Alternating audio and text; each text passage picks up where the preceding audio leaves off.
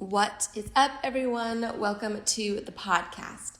This is Operation Smarty Pants, where our mission is to acquire knowledge and expand our minds. I am your host, Special Agent Ray, and today we are going to be talking about a fun, interesting topic, something pretty light, nothing too serious, nothing too crazy. We're going to talk about emojis and how emojis started, what the first emojis were, how they have changed and evolved over time, and the process that one would go through if they wanted to have a new emoji added to the current emoji library. A lot of the stuff in this documentary that I watched was very interesting, just kind of fun to learn about. I never really thought about where emojis came from or how they change or what the process is, why it happens, but it was pretty cool. We're going to talk about it first. Thank you so much for tuning in today. Stick around to the end of this podcast for some shout outs from last week's episode. Okay, we are going to dive right into it. So I watched a documentary called The Emoji Story. It's on Hulu. It was put out in 2020, so about 4 years ago. And it covered the history of emojis. It covered the company that now currently manages and maintains emojis.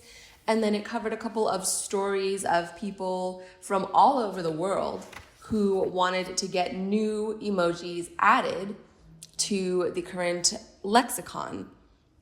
So let's start with the beginning. Let's start with the invention of emojis. It was the year 1997, so even before the year 2000, before smartphones, before social media was widely used, texting, I believe, was a fairly new thing. Emojis started in 1997 in Japan. So emoji is actually a Japanese word. I didn't know that at all. And emojis were invented by a man named Shigetaka Kurita. So Kurita worked for a huge, maybe the largest, it might have been the largest telecommunications company in Japan. And he saw a need to make text communication more expressive rather than just words. And you could do the emoticons, like the smiley face with the parentheses and the colon sign, things like that. But that was still using technically text and text characters. He wanted to create something that was its own thing. Each emoji would be its own character. And he thought that this would make people happy and that having these little characters would help to encourage connection and understanding between people and make it easier for people to communicate over text. And originally, there were only 175 emojis. There's over 1,000 now. So it started very humbly, 175 emojis, and they were pixel images. So they had to fit in 12 by 12 pixel squares. Now, if you don't know too much about pixels and computer graphics and how that all works, 12 by 12 is very small, and a pixel is 1 point of color. 1 point of color. So if you're on any sort of computer or smartphone, if you're looking at an image and you zoom in as far as you can, eventually you'll get down to pixels. And they're very, very small. They're like if you take a pencil and dot the point of a pencil on a piece of paper, or a pen, that's a pixel. So the original emojis had to fit into 12 by 12 pixel squares. So it was a mixture of basically light and dark or black and white pixels arranged in a specific way to form an image. And a lot of the emojis were very utilitarian at the beginning. I remember they were showing us some examples. They even actually, I don't know what year this was, but they put Shigetaka Kurita's work of emojis, his original 176 emojis, put on display at the Museum of Modern Art. I agree with that. I do think it's modern art. I mean, I'm a designer by trade and by schooling, so there is something that is artistic about design. It's not simple, pure creativity like a painting is, but the ability to design something that both looks interesting and is visually compelling and also has some sort of meaning and conveys communication and has a purpose beyond just the artistic expression of the designer. That is art. I think that is art.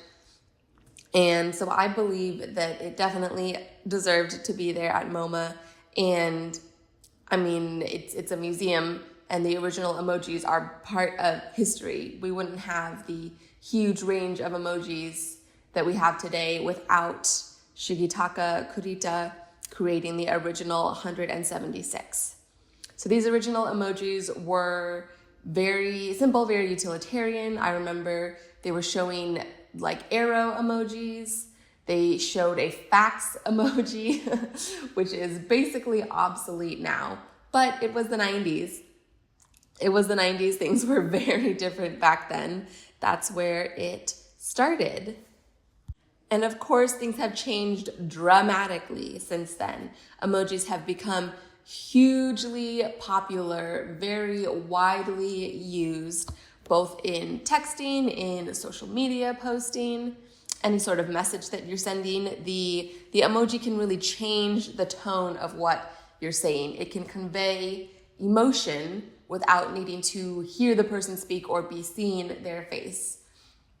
I'm sure anyone out there listening, I'm sure you guys have experienced that when you're writing a message, just plain text message, over email, whatever, things can be misinterpreted very easily because you're just looking at words. You're writing out the words.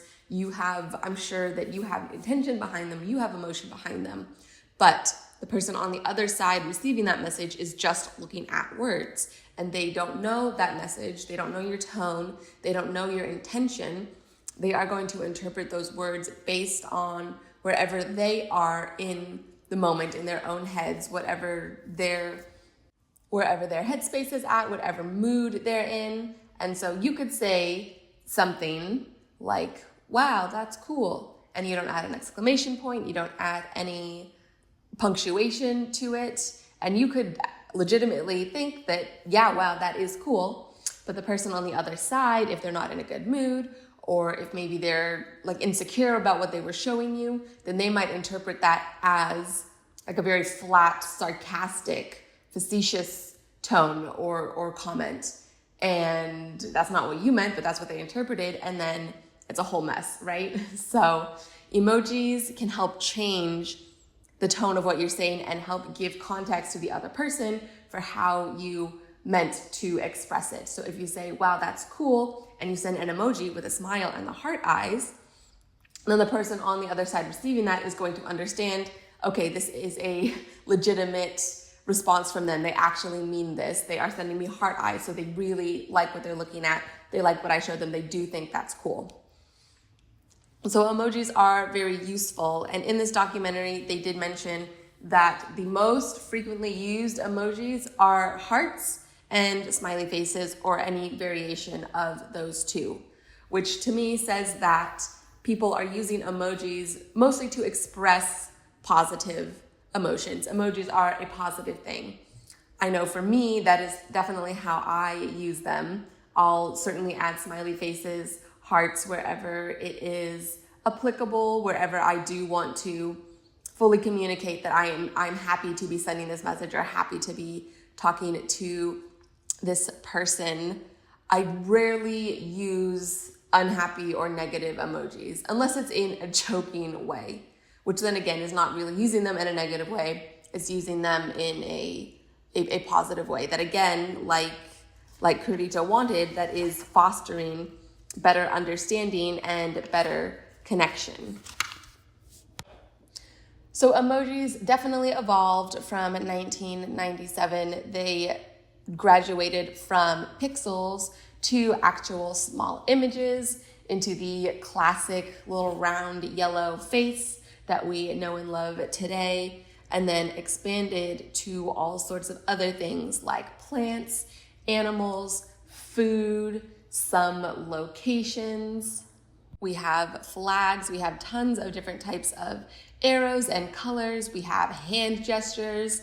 So there's a lot of emojis that are in play nowadays. And like I mentioned, I think there's over 1,000 emojis now.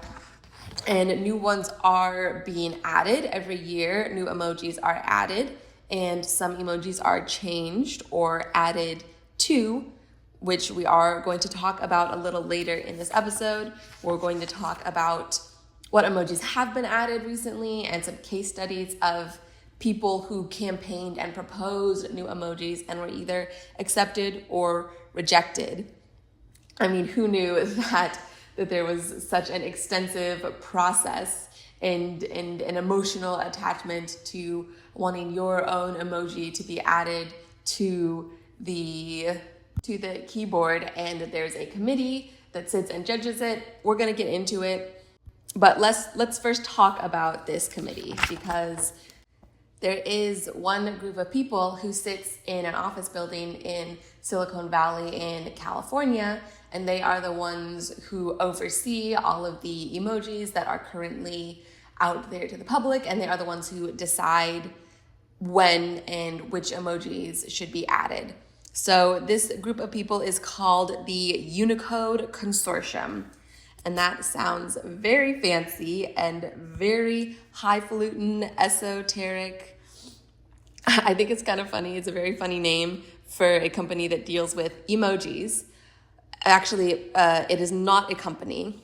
It is not a company. It is a nonprofit organization, and they don't deal with just emojis. They deal with any sort of standardization within software across the entire world. So the primary goal of the Unicode Consortium, I can't even say it, the primary goal of the Unicode Consortium is to ensure that all text and symbols from all of the world's languages and writing systems can be consistently represented and manipulated by computers and other electronic devices. So this consortium was founded in 1991, and it is made up of members from across different major tech companies, governments, academic institutions, etc.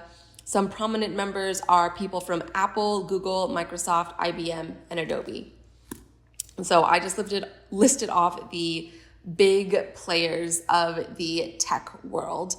And there was definitely a need for the Unicode Consortium. They do play a very important role. If you're not familiar with tech and with software, it is very complicated.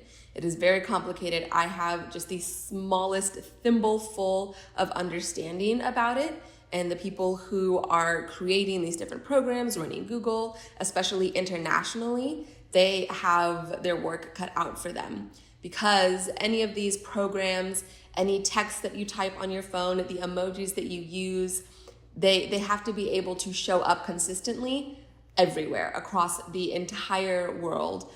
For example, if you are going online and looking up something and you've come across a website that is in another language that has a whole another alphabet, a whole different alphabet than, the standard English, and there's other even variations of standard English that have the different accents and things like that. You have to be able to see and view those languages in the proper way. They have to look accurate. They have to show up on your end. And that's not easy to do because before those even show up on your side, before you're even seeing them, they have to be coded and programmed into the website or into the software or into the larger network of Google that's programs that stretch across. See, I don't even have the vocabulary or the technical understanding to explain it to you. So I'm not going to try, because we're going to be looking at this Unicode Consortium mostly and mainly in the context of the emojis. So if you're a little older, if you've had a phone for, maybe 15, 20 years, I'm sure you've seen that in the past there were times where you could type an emoji on your end, send it to the other person, but they wouldn't get it. It would just come up as like a little box with an X in it, or it wouldn't show up at all. I'm pretty sure that this happened especially between Apple and Android users because they were running on different softwares, and even across Apple, Android, or other operating systems, maybe the emojis would look different. Like a smiley face from one would have some slight color changes or proportional changes between one operating software or operating system and another. So it was not unified. It was not unified. And in 2010, the Unicode Consortium took emojis under their wing, and they said, we are going to make sure that emojis all across the world, all across different platforms, all across different softwares and systems are all going to look the same and be coded the same way and come up as the same thing. So again, that is no easy task. And once emojis came under the jurisdiction of the Unicode Consortium, it brought the Unicode Consortium into the public eye, and B, it allowed for emojis to really begin to grow and evolve, not the emojis themselves, but how we as a public and a society use them and what their meanings are and how they are used within messaging with other people, how they are used in a greater sense if you're just putting them out there into the world. So the meanings of emojis definitely evolved, definitely grew and changed. For example, there's an emoji of a hand, a woman's hand with some pink nails and a little nail polish brush brushing nail polish on the emoji. Very cute, very simple, meant to just maybe be, oh, look, I'm getting my nails done. However, that emoji has a whole new context now, and it's kind of a way to be dismissive, to say, I don't care about this. I would rather be painting my nails right now than having this conversation or talking to you. So it's turned into more of an emotional communication of condescension. Okay, that one was a little complicated. I've got a couple more examples that are much more simple. For example, a peach emoji does not mean just the fruit, but also means a butt, a booty, a rear end. Another example, the eggplant emoji does not just mean eggplant as in the fruit and or vegetable, I'm not sure which one it is, but it is not just a food, it also means a penis. So the human mind is a wonderful, fascinating thing that can see one small image and attach all sorts of other meanings to it. And one of the questions that was proposed in this documentary is, are emojis going to overtake actual language and the written word?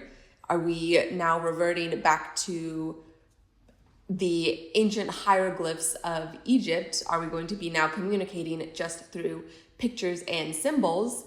The answer is no. Emojis cannot replace language. They are images. They cannot replace actual words and language. You cannot represent abstract concepts with emojis. If you're talking about, I'm trying to think of an example. If you're going to talk about like taxes, that's the first thing that comes to mind. If you're trying to go through your taxes and learn about taxes and how that system works and how you file your taxes, you can't do that with emojis. You cannot accurately, properly do that with emojis. If you want to talk about, I don't know, say you're writing a forensics report for a crime that has been committed and you need to communicate all of your findings and what estimations, toxicology reports, things like that. You can't do that with emojis. You can't do that with emojis. So there's no chance of emojis fully replacing language. I do think it's possible for emojis to evolve into a limited way of communication, and we've seen that too. one of the linguists in this documentary, her name is Susan Herring, she pointed out that emojis are mostly nouns, that there is no way to have a fully functioning language with just nouns. You also need to have pronouns, adjective, adverbs. You need to be able to, adverbs, I think I forgot the B, adverbs. You need to be able to talk about past, present, and future. Emojis, as of now, don't really have a way to do that yet. So emojis, no, cannot, especially not anytime soon, not going to fully replace language or the written word. However, there has been an evolution where people have been able to take these emojis and use them in ways that were not necessarily intended. More than just what I mentioned before about different meanings for different emojis. I mean, that is definitely happening. And I do find it interesting that has become sort of an unspoken definitions of different emojis and what they mean and what what context they can or can't be used in order to convey certain emotions or certain concepts or ideas. So they have definitely evolved, and some people have been able to take the limited emojis, the nouns, and use those as verbs to communicate action or larger concepts, or to sort of tell a story. So for example, there was I don't know if it's a person or a group of people who were studying Chinese Twitter. Maybe it was Susan Herring. I think she was studying Chinese Twitter and looking at what emojis they were using and how they were using them. So for example, people were using a microphone to represent singing and to use it as a verb of singing. So like, for example, you could use a little face, like a boy or girl, and a microphone, and a little shower spout emoji with the water coming down. And that would translate to I am singing in the shower, or I was singing in the shower. So it is possible to use these in different ways, string them together. The creativity of the human mind always astounds me. There were people who were using emojis, the arrow emojis, to signify me and you. So an arrow pointing up would be you, an arrow pointing down would be me, because the human brain and human eye can look at that and understand at that, even pointing up and pointing down as pointing away and pointing toward. And away means someone else or others, and toward means myself or me. So they would do like pointing away, the eyes, the two looking eye emojis of the eyes looking to the side, and then pointing to them. And it's sort of a like, I see you looking at me, or I'm looking at you. Like, you know, when you take your fingers and you point them at your eyes and you point them at someone else's eyes, like that concept, that you're communicating that idea, but through emojis. And even the documentary itself, in the editing and the graphics of it, they consistently throughout the documentary, they would use emojis to sort of communicate and highlight the concepts that they were talking about in the other footage. But one of the things that they were saying, they were talking about the Unicode Consortium presenting emojis to someone else, or people presenting to the Unicode Consortium, and they used the emoji of a present, a physical present, like a gift that you would give someone else. They used that to represent the verb present. So it's a synonym, that the meanings are completely different. Not a synonym. Oh my gosh, I gotta go back to high school English. Homonym? Is that when two words have the same, are spelled the same, but they mean different things? Let's go with that. They used a homonym of present for present. So they used the physical present to represent the verbal action of standing up and presenting an idea to someone else. So I had never seen that before. I never thought of that. I don't know if I guess I did get it. I think they were giving a voiceover as it was, as they were showing these. So I could hear what they were saying and then understand what that means. But I don't know, it's just interesting. Just interesting that that you can use these images in different ways, and even though you're not explaining it to someone else, it can be a complete stranger who's looking at it, and they can gather your meaning based on the actual images that you're presenting or showing them, and just a sort of lived human experience of, to some degree, we're all humans living a human life, and we may be in different parts of the world, we may be in different tax brackets, we have vastly different experiences, but there is enough of an undercurrent, of a through line of a shared human experience that we can see emojis written out from someone who lives in a whole nother country and has lived a whole different life than ours, but we are still able to, they maybe even speak a different language, but just through these images, these shared images and a shared experience, we can glean meaning and understanding from what they are presenting to us and showing us and communicating with just these emojis. I think that is very cool. Let's move on now and talk about how emojis have changed over the years and what emojis have been added in the process of adding emojis. So I'm sure, maybe you have noticed, maybe you haven't, but there have been a lot of emojis added to the emoji dictionary over the past several years. I can't remember. Personally, I remember getting on at one point and being like, wow, there's a lot of these now. I don't remember, like this one's definitely new. I think there's one with, it's like a rock star emoji with someone who has face paint, like a lightning bolt face paint across their face, and they're wearing very colorful clothing. That's certainly a new emoji. I don't remember seeing that emoji in the past. I do know recently they added the emoji, the saluting emoji, where it's half of the little yellow face and then a little hand up by the brow saluting. So emojis are constantly growing and changing and evolving. And one of the biggest changes happened back in 2015. So a woman named Katrina Parrott of League City, Texas, she is the founder of iDiversicons.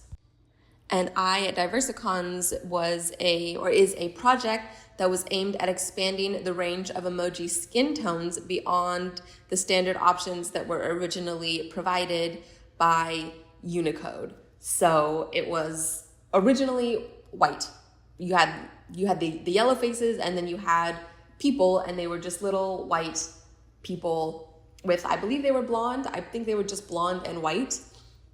And Katrina Parrott, who was a person of color, she founded this project and submitted the proposals to the Unicode consortiums to add new emojis in different both genders and skin tones.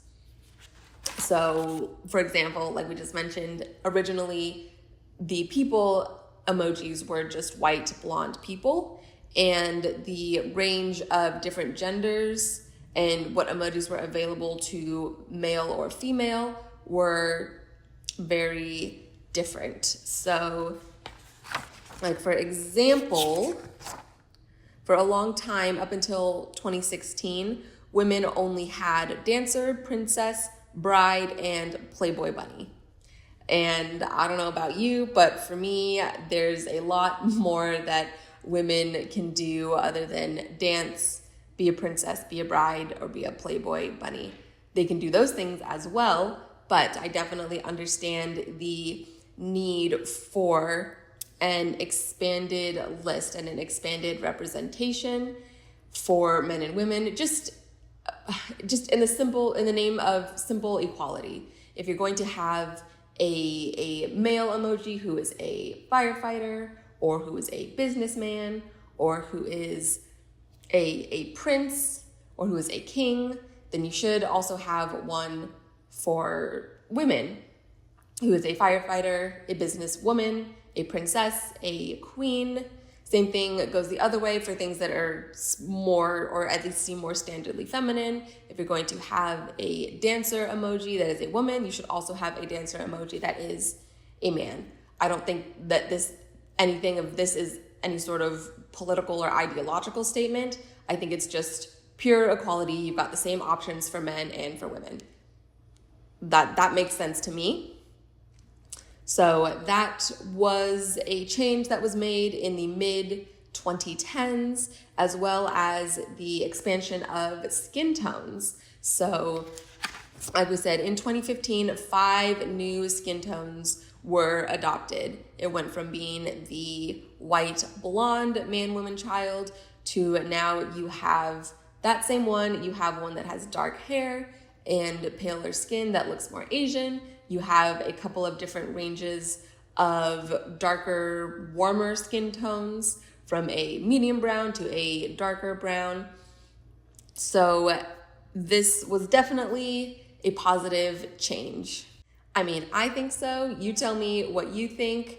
But for a organization, the Unicode Consortium, that is claiming to, and not claiming to, but actually does maintain and organize the emojis across the entire world, across all the people of all the world, all the different countries, ethnicities, what have you, then yes, there should be emojis, especially if you're representing literal people. There should be emojis of people that represent, at least in some way, the diversity of our planet.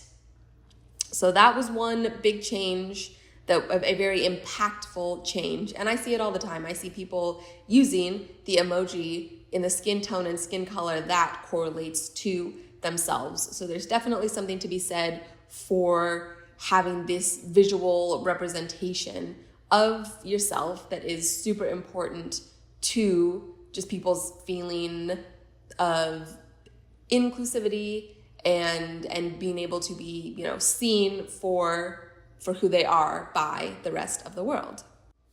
Now, how did Katrina Parrott get these new skin tones added to the emojis by the Unicode Consortium? There is a process. There is a whole process where you have to apply.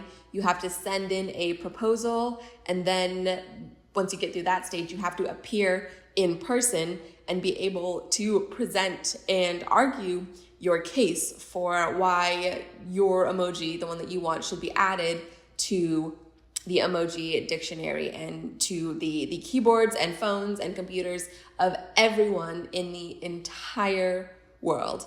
I mean, that's just sort of cool in and of itself. Like, these people, individual people can make these proposals and go in and apply for their emojis to be added, and it's their own idea, it's their own design, and one person's artwork basically is then going to be shown to every single person in the world who picks up a phone and a keyboard and wants to type out an emoji. That's pretty cool. That's pretty cool. I think it's pretty cool to be able to say, I made this emoji. I made this emoji, and now it's a worldwide phenomenon. Anyways, because of this, then there's a very specific, narrow and strict selection criteria, and which emojis do and don't get added is decided upon by this consortium, and they are very careful and deliberate about what emojis they decide to add to the dictionary. So they gave 4 main criteria that the emoji needs to fall into. Number 1, they have to prove that it's popular.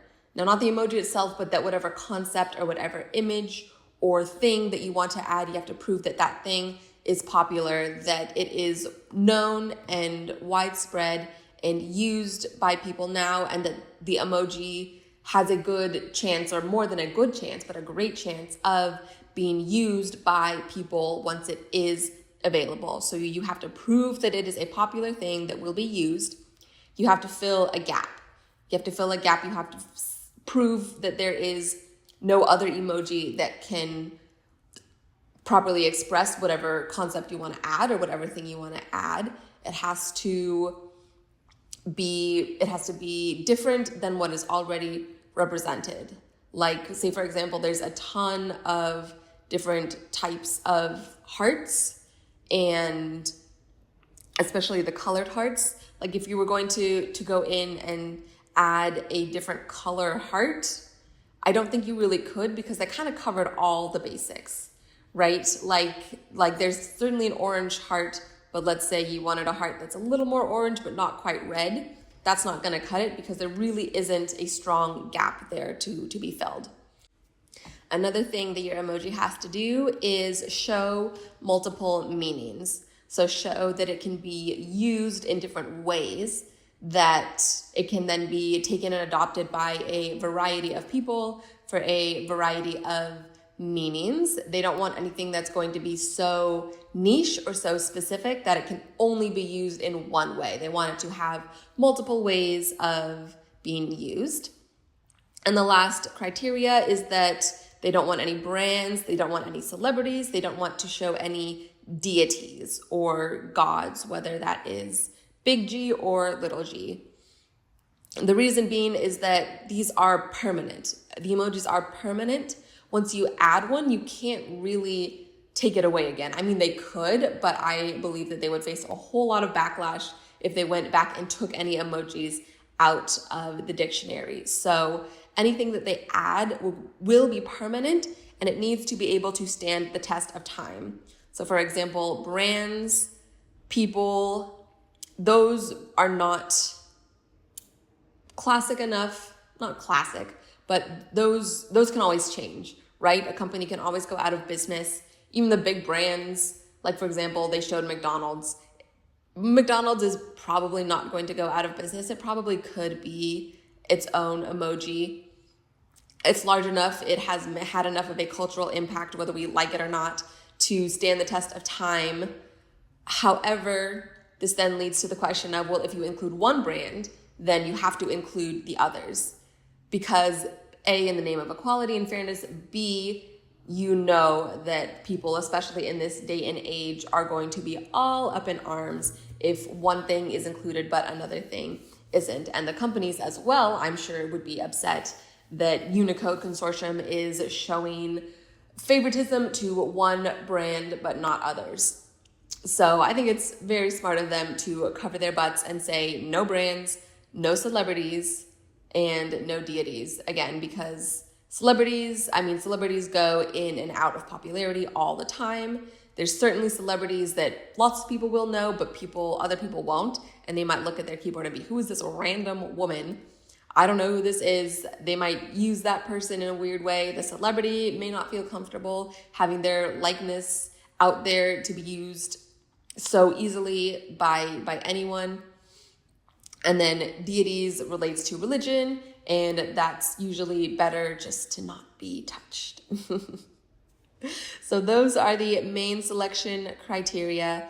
And from what the documentary portrayed, the process is you write out a proposal, you send it to the Unicode Consortium. They take a look. If they like it and they want to hear more and they want to really consider it, then you travel to the Silicon Valley in San Francisco, California, and you present to them in person and you argue your case for your emoji in person.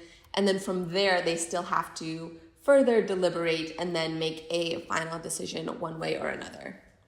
So I want to give you guys some examples of emojis that went through the proposal process and the approval and or rejection process. So here are some emojis that have been proposed: an anglerfish, a deep sea fish, garlic. A guy really wanted to add some more allium vegetables to the dictionary. A lobster. There's no lobster emoji.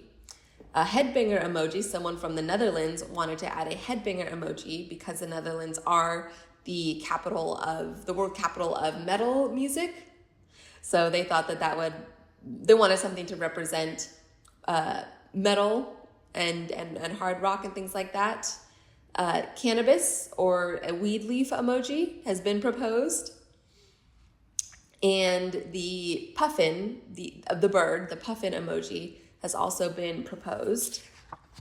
Some other emojis that have been proposed but rejected are Jesus, that goes back to the deities, the Triceratops, dinosaur. I'm not really sure why they would reject the Triceratops. My guess is that if they add one dinosaur, then they would have to add all the dinosaurs, and maybe they just don't want to do that. A condom emoji was also proposed and rejected.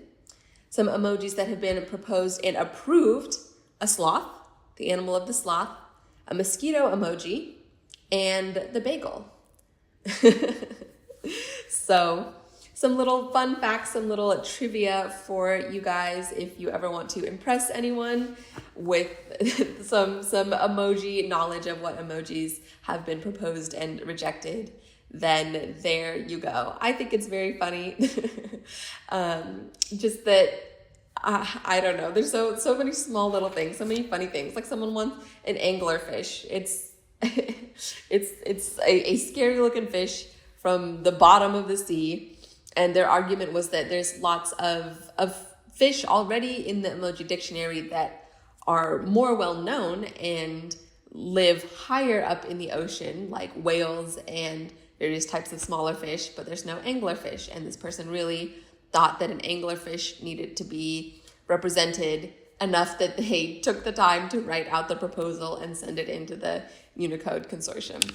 People are funny, you guys. People are funny. We're all funny. We've got this fun little image picture communication, and then we put so much weight on its meaning and what is and isn't represented and what is or isn't shown. And we have these emotional attachments to things in our own lives that we think are important enough to be represented to the entire world, so much that we take the time to go through this process.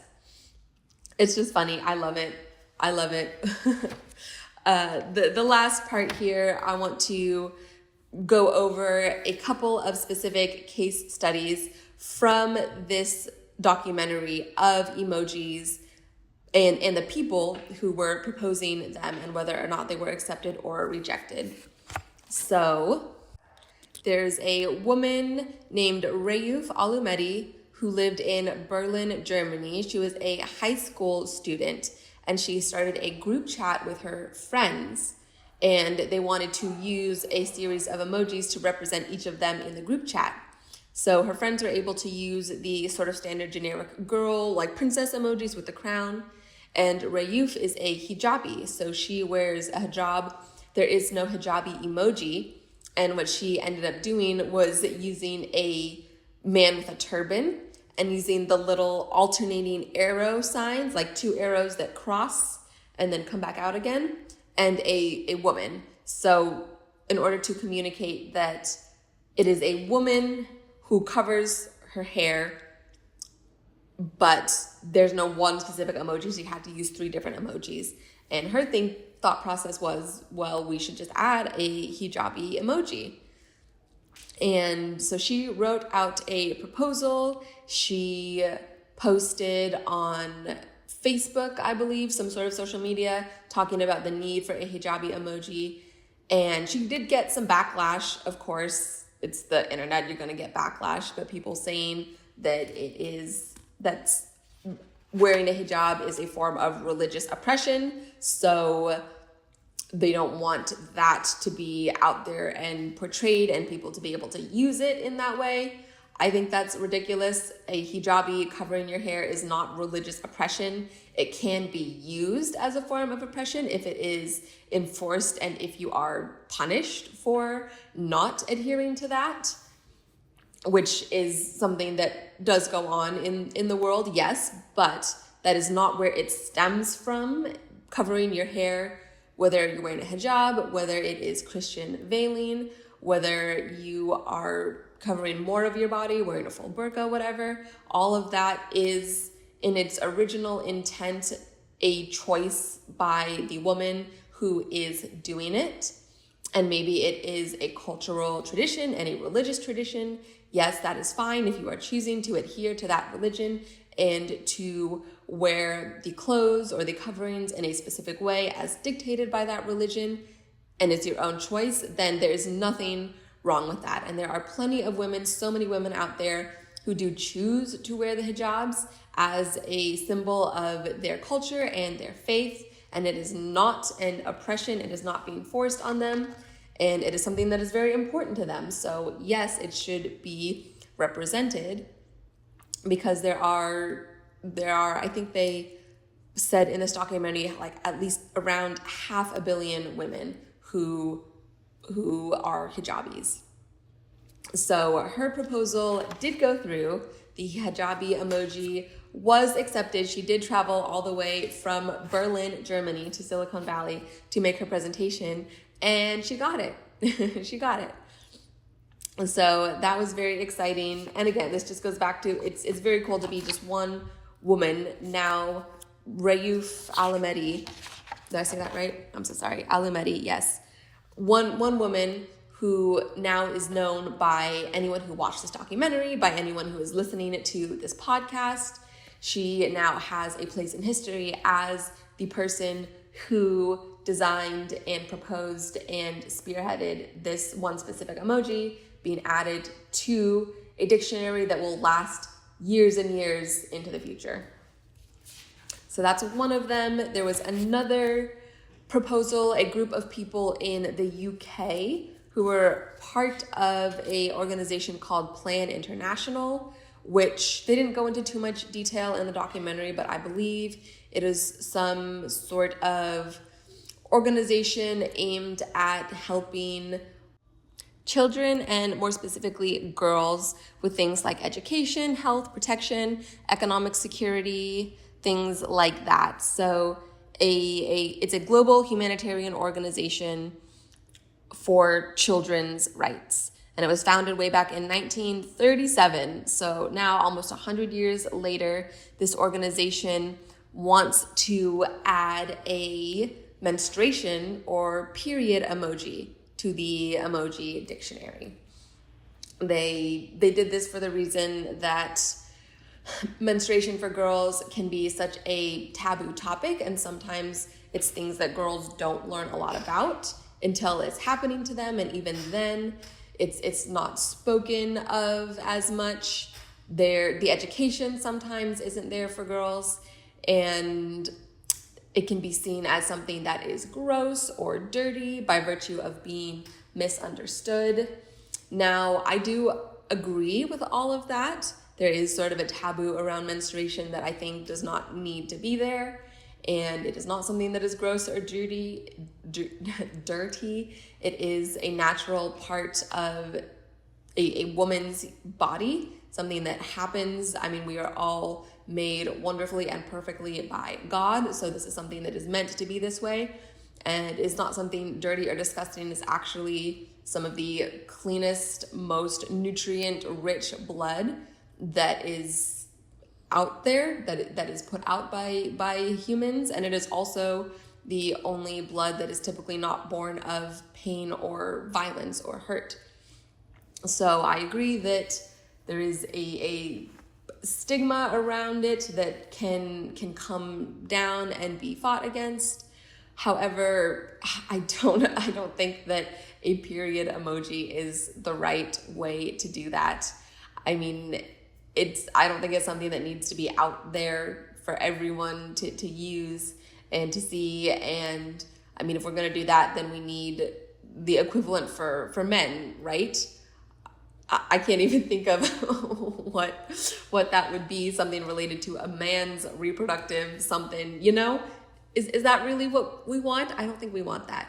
I don't think we want that out there. So Plan International proposed the period emoji, which would have been some little red drops on a pair of underpants. Again, I don't think that's appropriate for everyone to be looking at every single day when they open up their keyboard to add an emoji to a text message they're sending. I don't think that's necessary. So they were rejected. I mean, they weren't, I don't think they were outright rejected, but they said that their proposal was, or they heard from the Unicode Consortium that their proposal was stuck in subcommittee, which is basically a way of rejecting you without actually saying it out loud. And the main feedback was that it is not common enough to be of use to everyone. So they were a little butthurt by that. They called the Unicode Consortium a shady organization that just wants to control everything. And it's a bunch of white men sitting around a desk making decisions for the entire world. Whatever. whatever. They have a job to do. It's a big job. And I mean, it's a nonprofit organization. These people work for other companies. They're not getting paid by anyone necessarily to do this and to be part of the Unicode consortium and to put all this work and effort into providing a universal emoji dictionary for everyone. So the Plan organization, Plan International, they did pivot. And they switched to a different emoji that they thought could, yes, be used for periods and menstruation, but can also fit the criteria of filling a gap and being popular and being something that had multiple uses. So they switched their proposal to a blood drop. A blood drop. Now, everybody's got blood, so there you go. That's very, that can be much more widely used if people get hurt in sort of medical situations. I mean, there are definitely different uses for a blood drop. So that's what they proposed instead after their first one kind of didn't go through. And the blood drop emoji did go through, and that was passed. So we now have a blood drop emoji in our emoji dictionary because of Plan International wanting something for periods and menstruation and having to pivot to something that could be more widely used. I think that's fascinating. That's fascinating. Just learning about the process of how, this one single emoji that maybe we don't think about, we don't necessarily know the stories behind it. And to learn that it has just a very interesting conception and birth, the birth of an emoji. Okay, one more case study. This is for the mate emoji. Now, I didn't know what mate is. I needed to look up on my emoji keyboard and see what it looked like, what they were talking about, because I had never, I'd tried seen it in scrolling through, but I didn't know what it was. So I didn't ever think to click on it or use it or look into the meaning behind it. So mate is a drink. It's a form of green tea that is drank heavily in Argentina. It is a large part of their culture and their community. It has very ancient roots. It is a very healthy drink. Think of like green tea, think of matcha. It is along those lines. The women in this section were saying that even kids drink matcha even before they can, mate. I love matcha. We're talking about mate. She was saying that their kids will drink mate before they can even walk. She showed examples of celebrities like Cristiano Ronaldo drinking mate, and it has a specific preparation. It comes in this like rounded wooden cup, and you drink it with a straw. So it is specific to their culture. It has a specific look and feel. It is definitely popular. And there was a quote from one of the women who was working on this proposal. She was saying, even a small symbol like an emoji can help spread and support an entire identity. And there's definitely something to that. Her name is Daniela Guini. Wow, this is me not being able to read my own handwriting. I'm so sorry, Daniela. So this was a quote by Daniela, an Argentinian woman and designer who was part of the group of people heading the mate emoji campaign. And I do think that there is something to be said for these small symbols like emojis being able to spread and support an entire identity. Like we were talking about earlier with the skin tones and with the different genders, it definitely goes a long way in being able to see yourself represented. And I think it's the idea that someone else, some stranger to you, someone you don't even know, you've never talked to, communicated with, someone else out there has said, I want to make something that represents you. I don't know you. I don't know many of the people in this world, but I want this method of communication, these emojis, to be able to represent strangers in the world that I don't even know, but who exist and who are out there and who need something to, or want something to represent them. That definitely does go a long way, especially seeing your own culture represented. I mean, they have flags for every single country in the world, so that anyone wants to, if they want to show their own pride, they can use that flag to represent their country. So I do agree. I think that's important. I am glad that the mate emoji got added for these women and for the people of Argentina who have a strong historical, familial, cultural connection to mate. One of the women, it was very funny. They were waiting to hear back from them. They thought that maybe the mate didn't get approved and didn't go through. And then she got the email, she got the text, and she was so excited. She was jumping and screaming. She goes, I thought these Yankees wouldn't approve it. Yankees as in Americans. I don't think I've ever heard, I mean, I know people used to refer to us as Yankees, but that was a historical thing, at least in my context as an American.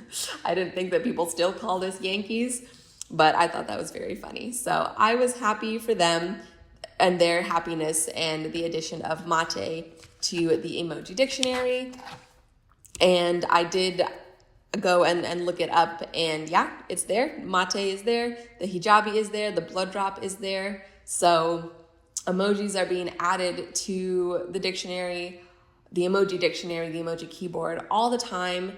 It has been such a huge change, a huge evolution from the 176 emojis that Shigetaka Kurita originally created. And even he said that this has developed way beyond his original intention. He feels like emojis are like a child that has grown up and gone off into the world and become their own person and done their own thing. It is so far now out of his control. But I think that he is happy that emojis have become such a cultural and societal staple in the world in general. And it's definitely achieved his goal of making communication more expressive, making people happy, and encouraging and fostering connection and understanding between people all around the world. And that is it, you guys. That is the emoji story. I am so glad that you tuned in. I really hope that you learned something. I encourage you to go watch this documentary for yourself. It was on Hulu. There are several things that they touched on in the documentary that I didn't, just because there's so much to talk about. And you guys know I like to talk. I like to spin off on tangents. And I don't want these podcast episodes to get too long. So please go watch for yourself.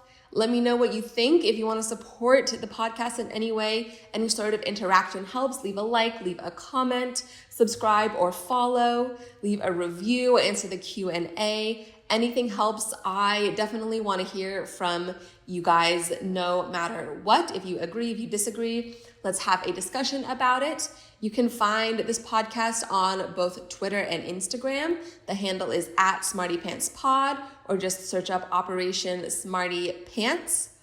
I hope that you guys have a wonderful day and a wonderful week. Stick around for some shout outs. Otherwise, I will talk to you in the next one. Ciao. All right, you guys, time for shout outs. I just have one today. And this is a shout out to Grandpa Meatball over on YouTube, who both subscribed and left me a couple of comments on the part 2 of the Brain podcast. And he also commented on last week's episode on the history of MMA. He said, great episode. Nice to hear some attention brought to the effects of a loss. It brings the reality back into the sport. Yes, I agree. I think MMA has become so sensationalized that it's important to remember that these fighters are human beings dealing with the trauma of a fight and the losses as well. It can be very difficult. So thank you, Grandpa Meatball, for the support. I really appreciate it. And again, if anyone else wants a shout out, just interact in some way, leave a comment, answer the Q&A, leave a review on Apple Podcasts, and I will shout you out next episode. Thank you so much for listening. See you in the next one.